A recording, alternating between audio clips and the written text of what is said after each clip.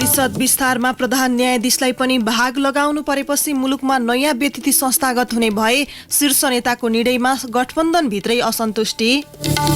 सरकार पुनः अध्यादेशकै बाटोतर्फ संसदमा विचाराधीन विधेयक धमाधम फिर्ता गर्दै। नवप्रवर्तन व्यवसायलाई बिउ पुँजी दिन छलफल सुरु। युवाले कर्जा पाउने प्रक्रिया सरल र पहुँचयोग्य हुन नसकेको भन्दै अर्थमन्त्री शर्माद्वारा आलोचना। विश्व स्वास्थ्य संगठन WHO वा नियामक निकायबाट स्वीकृत खोप लगाएका व्यक्तिलाई मुलुक प्रवेश गर्न दिने अमेरिकाको घोषणा। भारत, चीन, युरोप लगायत 33 मुलुकमा लागेको प्रतिबन्ध हटियो। र ए डिभिजन राष्ट्रिय फुटसल लिगको उपाधि स्पोर्ट्स क्यासललाई शङ्खमुलका अनिश श्रेष्ठ उत्कृष्ट गोलकिपर। नमस्कार, कान्तिपुर डायरीका साथमा साथी रमेश र म केशु। समाचार अब विस्तारमा। प्रधानमन्त्री शेरबहादुर देउवाले झण्डै 3 महिना पूर्ण लाग्दा हिजो मन्त्री परिषदलाई पूर्णता दिनुभएको छ। तर राजनीतिक दलहरूबीच भागबण्डामा प्रधान न्यायाधीश चोलेन्द्र शमशेर जबराको नाम जोडिएपछि देशमा नयाँ व्यतिथि संस्थागत हुने भए बढेको छ। प्रधान न्यायाधीश जबराका जेठान तथा गैर सांसद गजेन्द्र हमाललाई मन्त्री बनाएर न्यायपालिका, संविधानवाद र लोकतन्त्रमाथि हमला गरिएको भन्दै पूर्व प्रधान न्यायाधीश, पूर्व न्यायाधीश र वरिष्ठ अधिवक्ताहरूले गम्भीर आपत्ति जनाएका छन्। भविष्यमा समेत न्यायालयलाई प्रभावित पार्ने गरी प्रधान न्यायाधीशका जेठानलाई मन्त्री बनाउन देउवा मात्र होइन, उहाँका सारथी माओवादी केन्द्र अध्यक्ष पुष्पकमल दाहाल, नेकपा एस अध्यक्ष माधव कुमार नेपाल र जसपा अध्यक्ष बाबुराम भट्टराई र उपेन्द्र यादवले मतो गरेका हुन्। प्रधान न्यायाधीश जबराले राज्यका निकायहरूमा भएका नियुक्तिमा भाग लिएको आवाज उहाँकै इजलासमा समेत उठिसकेको छ। गत मङ्सिर 30 बिहान अध्यादेश ल्याएर बेलुका संवैधानिक परिषदको बैठक बसेर प्रधानमन्त्री ओली, प्रधान न्यायाधीश जबरा र राष्ट्रिय सभा अध्यक्ष गणेश तिमिल सिन्हाले 38 पदाधिकारी नियुक्तिको सिफारिस गरेका थिए। यो विषयमा परेको रिटको सुनवाई नगराई वैशाख 26 फेरि त्यही अध्यादेश ल्याएर थप 22 जना नियुक्त गर्न सिफारिस गर्दा पनि प्रधान न्यायाधीश सहभागी हुनुहुन्थ्यो। सुनवाई 9 महिनासम्म अल्पत्र पारिएको प्रश्न उठाउँदै गत भदौ पहिलो साता बसेको संवैधानिक इजलासमा अधिवक्ताहरूले प्रधान न्यायाधीशले भाग लिएको टिप्पणी सुनाएका थिए। प्रधान न्यायाधीश र नयाँ सरकारबीच पनि भागबण्डाको सुरुवात भएको भन्दै संविधानविदहरूले आपत्ति जनाएका छन्।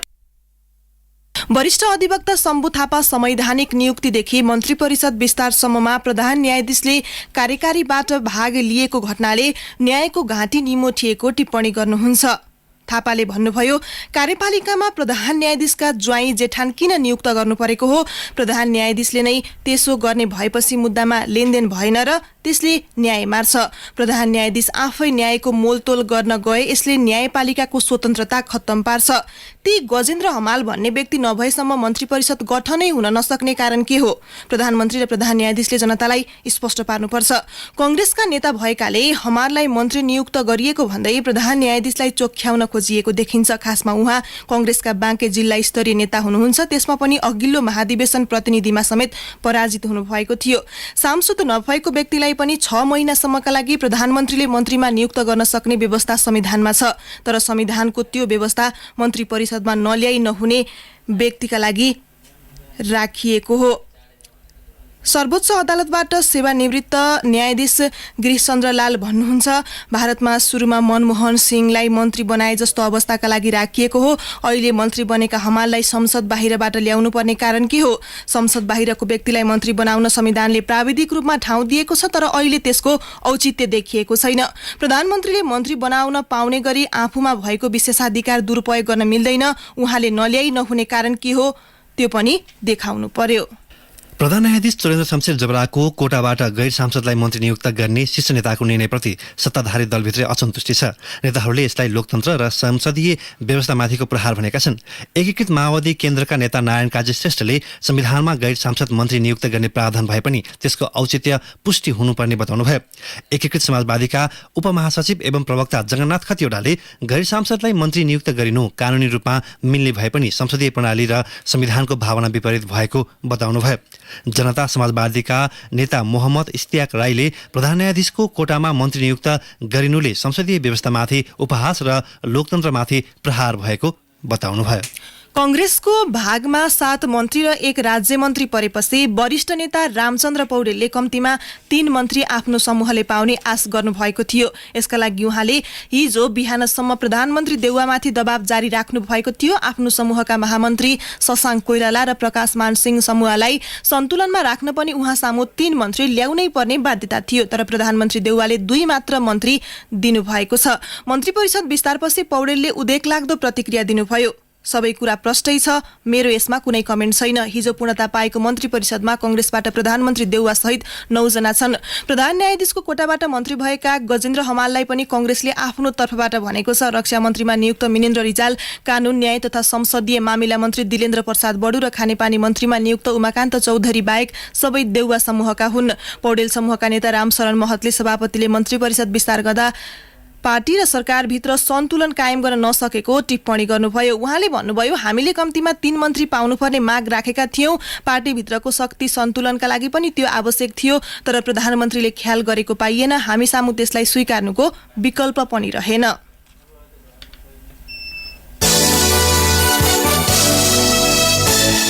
सरकारले अध्यादेश ल्याउन संसदमा विचाराधीन विधेयक फिर्ता गर्न थालेको छ। प्रतिनिधि सभाको बैठकले हिजो सरकारको प्रस्ताव अनुसार संघीय निजामती सेवा विधेयक फिर्ता गर्न सहमति दिएको छ।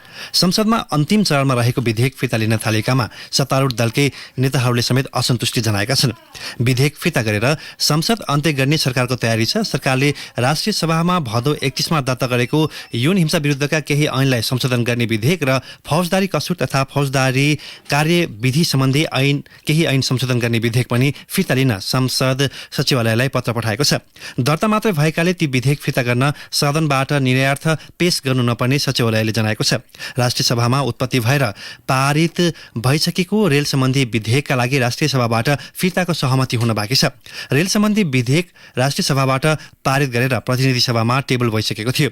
संसदबाट फिर्ता भएको निजामती सेवा विधेयक राज्य व्यवस्था समितिले 15 महिनामा 61 वटा बैठक बसेर 2077 असार 15 मा बहुमतले पारित गरी सदनमा पठाएको थियो।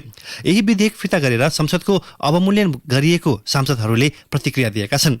भूमि व्यवस्था, सहकारी तथा गरिबी निवारण मन्त्री बन्नु अघि राज्य व्यवस्था समिति सभापतिको हैसियतमा शशि श्रेष्ठले भन्नुभयो, कर्मचारी व्यवस्थापन गर्न विधेयक फिर्ता लिएर अध्यादेश ल्याउन खोजेको भनिएको छ। संविधानले सरकारलाई अध्यादेश ल्याउन सुविधा दिएको छ, तर सदुपयोग गर्न ल्याउने कि दुरुपयोग गर्न तत्काल ल्याउने पनि हो भने दलहरू मिलेर सदनबाट पारित गर्नुपर्थ्यो। समितिबाट पारित भएर पनि 1.5 वर्ष सदनमा अड्काएपछि फिर्ता गरेकामा उहाँको असन्तुष्टि थियो। एमालेका संसदीय दल उपनेता सुभाष नेङवाङले संसदीय समितिमा पारित भइसकेको विधेयक संसदबाट फिर्ता गरेर सरकारले उल्टो काम गरेको बताउनुभयो। कान्तिपुर डायरीमा अब ब्रेकको पालो। ब्रेकपछि कान्तिपुर डायरीमा अब कान्तिपुर सविस्तारको पालो। कान्तिपुर सविस्तार। कोभिड-19 पछि मुलुकको अर्थतन्त्रले बिस्तारै गति लिन सुरु गरेको छ। अर्थतन्त्रको वृद्धिमा महत्वपूर्ण योगदान रहेको निजी क्षेत्रमा लगानी, रोजगारी सृजना तथा वित्तीय क्षेत्रमा बिस्तारै चहलपहल हुन थालेको छ। लगानीमा वृद्धि तथा पुँजीगत खर्च सुधार गरेर सरकारले चालु आर्थिक वर्षमा 7.5% को महत्वाकांक्षी लक्ष्य निर्धारण गरेको थियो। तर सरकारले महत्वाकांक्षी लक्ष्य निर्धारण गरिरहँदा विश्व ब्याङ्कले सन् 2021 मा 3.9% मात्रै आर्थिक वृद्धि हुने प्रक्षेपण गरेको छ। अर्थविद र सरोकारवालाले भने सरकारी खर्च संयन्त्रमा सुधार र निजी क्षेत्रलाई सहज भए आर्थिक वृद्धिको लक्ष्य भेट्न मुस्किल नहुने बताएका छन्। तत्कालीन अर्थमन्त्री विष्णु पौडेलले अध्यादेश मार्फत ल्याएको बजेटमा 7% को आर्थिक वृद्धिको लक्ष्य राखेका थिए। वर्तमान अर्थमन्त्री जनार्दन शर्माले 1 कदम बढेर 7.5% को लक्ष्य राखेका छन्। विश्व ब्याङ्कको 2020 को तथ्याङ्क अनुसार नेपालको कुल ग्राहस्थ उत्पादन जीडीपी अमेरिकी डलरमा 36.6 बिलियन अर्थात् 42 खर्ब हाराहारीमा छ। सरकारले 42 खर्बको जीडीपीमा 7.5% को वृद्धि गर्ने लक्ष्य निर्धारण गरेको हो। सरकारले यो वर्ष 7.5% को आर्थिक वृद्धिको लक्ष्य राखिरहँदा विश्व ब्याङ्कको साउथ एसिया इकोनोमिक फोकस 2021 ले 3.9% मात्रै वृद्धि हुने प्रक्षेपण गरेको छ। अर्थतन्त्र बिस्तारै चलायमान हुँदै गरेको लगायतका कारण 7.5% को लक्ष्य भेट्न गाह्रो नहुने अर्थमन्त्रीका आर्थिक सल्लाहकार डाक्टर सुरेन्द्र उप्रेतीले बताए। चुनौतीपूर्ण छैन त भनेकै होइन, तर यहाँनिर त हामीले ध्यान दिनुपर्ने कुरा के हो भने हाम्रो आर्थिक गतिविधि जब तीव्रतर रूपमा अगाडि बढ्छ त्यसमा ग्रोथको एउटा आधार तयार हुन्छ नम्बर 1। नम्बर 2 त्यो ग्रोथ रेटलाई चाहिँ सबभन्दा ठुलो सपोर्ट गर्ने भनेको हाम्रा पुँजीगत खर्चहरू हुने। नेपाल सरकारको अहिलेको पुँजीगत खर्च चाहिँ यो अहिलेको बजेट पास हुन कार्यान्वयन गर्नको लागि 1-2 महिना ढिलो भएकै हो। यो चाहिँ अब विविध परिस्थितिले ढिलो भएको हो। तर अहिलेको अवस्था हेर्ने भने बजेट कार्यान्वयन कार्ययोजना तयार भइसकेको छ र यो पुँजीगत बजेट कार्यान्वयन सम्बन्धीका केही कार्यविधिहरू धमाधम बनिरहेछ। यो हप्तै हामी त्यो सक्छौँ होला सम्भवतः। र हामी चाहिँ के गर्छौँ भने यो असोजबाट कार्तिक भइसक्दाखेरि हामीले चाहिँ यो पुँजीगत बजेटलाई चाहिँ एकदमै तीव्रतर रूपमा हामी अगाडि बढाउँछौँ। सरकारले पुँजीगत खर्च मार्फत आर्थिक वृद्धि गर्ने दावी गरे पनि यो वर्ष पनि विकासका लागि छुट्याइएको रकम खर्च हुन सकेको छैन। चालु आर्थिक वर्षको 3 महिना पूरा हुनै लाग्दा विकास खर्च 1.88% सीमित छ। सरकारले चालु आर्थिक वर्षमा विकास निर्माणतर्फ 4 खर्ब 35 अर्ब रुपियाँ बजेट विनियोजन गरेको थियो। पुँजीगत खर्च यो वर्ष पनि कछुवा गतिमा छ। पुँजीगत खर्च सहज रूपमा हुने हो भने निजी क्षेत्र स्वतः चलायमान हुने र अर्थतन्त्र वृद्धिमा त्यसको बहुआयामिक प्रभाव पर्ने अर्थविदहरू बताउँछन्। आर्थिक वृद्धिमा सहयोग पुर्याउने उत्पादन रोजगारी जस्ता क्षेत्रमा अपेक्षित उपलब्धि भने हासिल हुन सकेको छैन। अर्थतन्त्रका सबै सूचक नकारात्मक प्राय छन्। सरकारी खर्च क्षमतामा सुधार गर्ने हो भने 7.5% को आर्थिक वृद्धि कठिन नरहेको अर्थविद डाक्टर चन्द्रमणि अधिकारीको दाबी छ। सरकारले चाहिँ आफ्नो टार्गेटै फुलफिल गर्ने हो भने चाहिँ मूलतः प्राइभेट सेक्टरको लगानी बढाउनु पर्छ। प्राइभेट सेक्टरको लगानी बढाउनलाई चाहिँ सरकारी 3 तहका सरकारले गर्ने पुँजीगत खर्चलाई कमसेकम पनि 90% भन्दा माथि पुर्याउनु पर्छ। जसले गर्दा पुँजीगत खर्चले गर्दा त्यो निजी क्षेत्रको लगानी पनि तान्छ र निजी क्षेत्र पनि अलिकति यो महामारीले चेन टुटेको अवस्था छ। उद्योगको श्रमसितको चेन भयो अथवा अन्य चाहिँ आर्थिक क्रियाकलापको चेन। त्यसकारण त्यो चेनहरूलाई चाँडोभन्दा चाँडो जोड्ने किसिमले सरकारले काम गर्न सक्यो भने 7% को ग्रोथ चाहिँ धेरै माथि चाहिँ होइन। कोभिड-19 विरुद्धको भ्याक्सिन पछि जनजीवन बिस्तारै सहज हुन थालेको छ। अर्थतन्त्रले पनि विश्वव्यापी रूपमा नै गति लिन सुरु गरेको विश्व ब्याङ्कको ठहर छ। दक्षिण एसियाली मुलुकलाई विकासको नयाँ रेखा कोर्न महामारीले बाटो देखाइदिएको विश्व ब्याङ्कको भनाइ छ। अर्थतन्त्रको सबैभन्दा ठुलो झन्डै 70% हिस्सा ओगटेको निजी क्षेत्र चलायमान हुन थालेको छ। यसलाई निकै सकारात्मक रूपमा लिनुपर्ने अर्थविदहरू तर्क गर्छन्। निजी क्षेत्रसँगै कृषि उत्पादन र औद्योगिक क्षेत्रमा नयाँ अवसर सृजना हुने सम्भावना समेत बढेको छ। तर आर्थिक वृद्धिको महत्त्वकांक्षी सपना सरकारी गतिविधिमा निर्भर हुने बताउँछन् पूर्व अर्थ सचिव रामेश्वर खनाल। अब नेपाल सरकारले आफ्नो खर्चलाई कसरी विस्तार गर्ला भन्ने अनुमान गर्न अलिक गाह्रो छ। किनभने अब धेरै मन्त्रालयहरू नेतृत्वविहीन छन्। मन्त्रीमण्डल बढिसकेपछि पनि खास गरी निर्माण सम्बन्धी काम गर्ने मन्त्रालयहरू भौतिक जलस्रोत निर्माण मन्त्रालय, जलस्रोत, सिँचाइ, कृषि मन्त्रालय, यिनको काम चाहिँ को नेतृत्व कसरी लिइन्छ त्यसमा भर पर्छ। हुन त अब नेपाल सरकारको काम जहिले पनि कार्तिक मसान्तपछि छठपछि मात्रै प्रारम्भ हुने हो। त्यसकारण अहिले नै त्यो पुँजीगत खर्च सरकारको कस्तो होला भनेर अनुमान गर्न त गाह्रो छ। तर निजी क्षेत्रको यो निर्माण सम्बन्धी गतिविधि अहिले गएको 3 महिनामा विस्तार भएको देखिन्छ। निजी क्षेत्रबाट हुने पुँजी निर्माणको काम चाहिँ सम्भवतः विगत 2 वर्षको तुलनामा चाहिँ यसपालि बढ्ला जस्तो छ। पछिल्लो 5 वर्षको तथ्याङ्क हेर्ने हो भने नेपालको औसत आर्थिक वृद्धि दर 6% को हाराहारीमा छ। कोभिड-19 का कारण मुलुकको आर्थिक वृद्धि गत वर्ष ऋणात्मक भयो। कोभिड-19 महामारी कम हुँदै गएकाले अर्थतन्त्र बिस्तारै सामान्य अवस्थामा फर्किन थालेको छ। तर अर्थतन्त्रका विभिन्न क्षेत्रहरू उत्पादन, वितरण र श्रम बजार प्रभावित भएकाले गरिबी, बेरोजगारी र असमानता भने बढाएको छ। विश्व ब्याङ्कको प्रक्षेपणको तुलनामा सरकारको महत्त्वकांक्षी लक्ष्य पूरा गर्न पनि पुँजीगत खर्च वृद्धि, रोजगारी सृजना, निजी क्षेत्रलाई सहज वातावरण जस्ता पक्षमा ध्यान दिनुपर्ने देखिन्छ। रेडियो कान्तिपुरका लागि अनिल परियार। कान्तिपुर सविस्तार।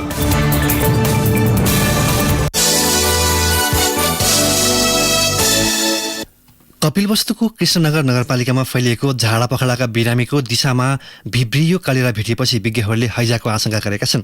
लुम्बिनी प्रादेशिक अस्पतालको प्रयोगशालामा गरिएको 1 जनाको दिशा परीक्षणमा भिब्रियो कलेरा अर्थात् हैजाको ब्याक्टेरिया आशंका गरिएको लुम्बिनी प्रादेशिक अस्पतालका प्रयोगशाला प्रमुख डाक्टर प्रभाकर चौधरीले बताउनुभयो। उहाँले भन्नुभयो, थप पुष्टिका लागि सिरोटाइपिङ गर्नुपर्छ। हामी कहाँ त्यस्तो परीक्षण नहुने भएकाले राष्ट्रिय जनस्वास्थ्य प्रयोगशाला काठमाडौँमा पठाएका छौँ। रोग पहिचान गर्न विभिन्न क्षेत्रका 5 बिरामीको दिशा मंगलबार प्रादेशिक अस्पताल प्रयोगशालामा पठाइएको थियो। प्रदेश स्वास्थ्य मन्त्रालयका प्रवक्ता डाक्टर पुष्पराज पौडेलले भन्नुभयो, अहिले नै हैजा भनेर किटान गर्न हतार हुन्छ, तर केही शंका भएकै कारण पुष्टिका लागि सुविधा सम्पन्न ल्याबमा पुनः परीक्षण गर्न पठाइएको हो। 2 दशकदेखि स्वास्थ्य क्षेत्रमा काम गरिरहेका एक सिनियर अहेवाले यो झाडापखालाको प्रकोप नभएको दावी गर्नुभयो। प्रकोप फैलिएको क्षेत्रका 4 ठाउँबाट पानीको नमुना परीक्षण गर्दा 1 ठाउँमा कोलिफर्म भेटिएको स्वास्थ्य कार्यालयले जनाएको छ।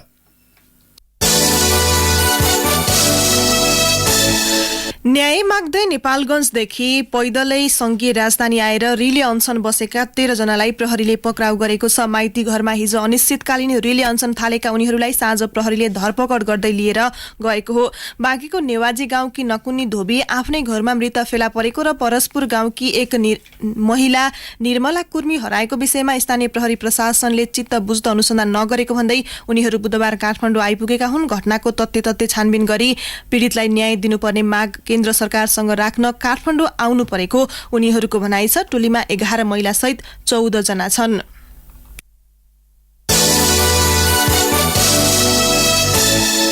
भारतको दिल्ली भ्रमणमा रहेका कांग्रेसका सहमहामन्त्री प्रकाश चरण महत नेतृत्वको नेताहरूको टोलीले 2 महिना अगाडि दार्चुलामा भएको ट्विन काण्डका विषयमा भारतीय विदेश मन्त्री एस जयशंकरको ध्यानाकर्षण गराएको छ। एसएसबीका जवानले ट्विन काटिदिँदा नेपाली नागरिक जयसिंह धामी महाकाली नदीमा खसेर बेपत्ता भएका थिए। नेपाल सरकारले गरेको छानबिनमा सो घटनामा एसएसबीको जवानको संलग्नता रहेको उल्लेख छ। कान्तिपुर डायरीमा पुनः ब्रेकको पालो। कान्तिपुर डायरीमा अब आर्थिक प्रसंग नवप्रवर्तन स्टार्टअप व्यवसाय प्रवर्धन पहिलो पटक आर्थिक वर्ष 2071-72 को वार्षिक बजेटमा पर्यो। तर यसबारेको चर्चा दशक अघि नै शुरू भएको हो। नवप्रवर्तनलाई बढावा दिन सहुलियत ब्याज दरमा ऋण तथा बिउ पुँजी उपलब्ध गराउने भन्दै त्यसैताका हरेक बजेटमा यो कार्यक्रम अटाएको छ। तर कार्यविधि नबन्दा लागू हुनु त परको कुरा, बल्ल कार्यविधिको मस्यौदामाथि छलफल थालिएको छ। चालू आर्थिक वर्ष 2078-79 को बजेटमा युवा उद्यमीलाई स्टार्टअप व्यवसायमा संलग्न हुन उत्प्रेरित गर्ने उद्देश्यले परियोजना धितो राखी 1% ब्याज दरमा 25 लाख रुपियाँसम्मको बिउ पुँजी कर्जा उपलब्ध गराउने उल्लेख छ। बजेटमा परेको यो कार्यक्रमलाई अर्थ मन्त्रालयले तत्काल कार्यविधि बनाएर साउन 1 बाटै कार्यान्वयन गर्ने जनाएको थियो। तर कार्यविधि अझै बनिसकेको छैन। गत जेठ 15 मा अध्यादेश मार्फत बजेट सार्वजनिक भए लगत्तै स्टार्टअप कर्जा कार्यविधिको मस्यौदा तयार पार्न भन्दै मन्त्रालयले एक कार्यदल गठन गरेको थियो। मन्त्रालयका सहसचिव महेश भट्टराईको संयोजकत्वमा गठित कार्यविधि मस्यौदा कार्यदलमा निजी क्षेत्रका प्रतिनिधि समेत छन्। जेठ 24 मा गठित कार्यदलले असारसम्ममा मस्यौदा तयार पार्ने र त्यसलाई साउनबाटै कार्यान्वयन गर्ने मन्त्रालयको तयारी अहिलेसम्म मस्यौदामै अल्झिरहेको छ। शुक्रबार सोही कार्यविधिको मस्यौदामाथि अर्थ मन्त्रालयमा भएको छलफलमा अर्थमन्त्री जनार्दन शर्माले कर्जा पाउने प्रक्रिया सरल र पहुँच योग्य हुन नसकेको भन्दै आलोचना गर्नुभयो। कार्यविधि सरल र छरितो बनाउन समेत मन्त्रालयका अधिकारीलाई उहाँले निर्देशन दिनुभयो। अब अन्तर्राष्ट्रिय प्रसंग। विश्व स्वास्थ्य संगठन WHO वा निर्णायक निकायले स्वीकृत गरेका खोप लगाएका व्यक्तिलाई मुलुक प्रवेश दिने अमेरिकाले घोषणा गरेको छ। आगामी नोभेम्बरदेखि चीन, भारत, ब्राजिल अधिकांश युरोप सहित गरेर 33 मुलुकबाट आउने हवाई यात्रुहरूका लागि प्रतिबन्ध हटाइएको छ। कुन खोप स्वीकार वा अस्वीकार गर्ने नभनिए पनि WHOबाट स्वीकृत भएको हुनुपर्ने उल्लेख गरिएको छ। हालसम्म अमेरिकाको निर्णायकले 6 वटा खोपलाई मान्यता दिएको छ।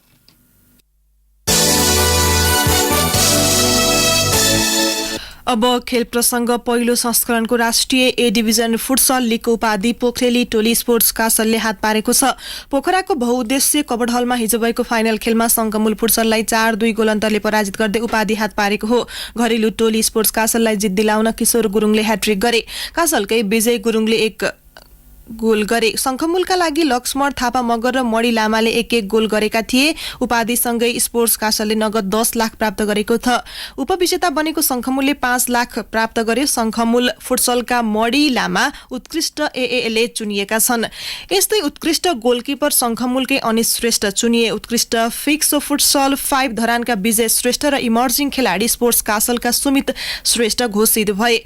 उत्कृष्ट प्रशिक्षक स्पोर्ट्स कासलकै विष्णु गुरुङ 5 विधाका उत्कृष्टले समान 25 हजार रुपियाँ प्राप्त गरे। यसअघि काठमाडौँमा आयोजित राष्ट्रिय फुटसल लीगका दुवै संस्करणमा शङ्खमूल विजयी भएको थियो। गत असोज 2 गतेबाट सुरु भएको प्रतियोगितामा 6 शहरका 10 क्लबले सहभागिता जनाएका थिए। अब मौसम सम्बन्धी जानकारी। आज मुलुकभर आंशिकदेखि सामान्य बदली रही केही स्थानमा हल्कादेखि मध्यम वर्षाको सम्भावना रहेको जल तथा मौसम विज्ञान विभागले जनाएको छ। केही बेर अघि 20 डिग्री सेल्सियस मापन गरिएको काठमाडौँ उपत्यकाको अधिकतम तापक्रम आज 28 डिग्री सेल्सियससम्म पुग्ने महाशाखाको अनुमान छ। सूर्योदय बिहान 6:01 भयो भने सूर्यास्त साँझ 5:42 हुनेछ। हवस् त यिनै प्रसङ्गसहित कान्तिपुर डायरीको यो बुलेटिन अहिलेलाई यहीँ सकिन्छ। साथी रमेश र म केशु बिदा हुन्छौँ। नमस्कार।